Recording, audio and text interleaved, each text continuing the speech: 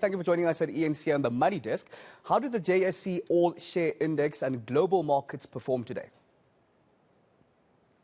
Yeah, so we felt pretty negative for most of the day. It definitely felt like a risk-off day, and we saw that in the currency. So obviously with the rand moving out from very strong levels to the US dollar at around 18.40 yesterday, kind of hovering around 18.60.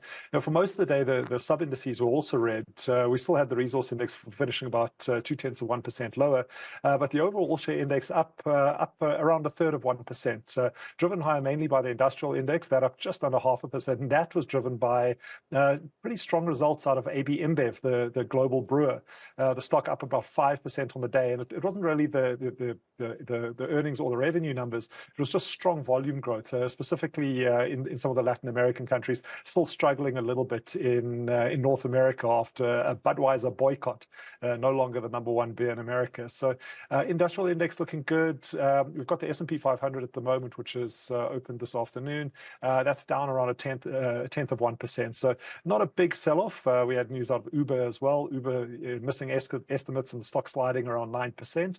But yeah, overall, a little bit of risk off. I think a lot of people trading water at the moment. A lot of Fed speakers as well. So everyone trying to price those interest rate cuts and when they're going to happen. And was there some pressure on the rand from major currencies? Yeah, so as I said, we saw it sliding against the US dollar. We're still trading around 20 rand to the euro. Yeah, pound will cost you around 23.21 at the moment.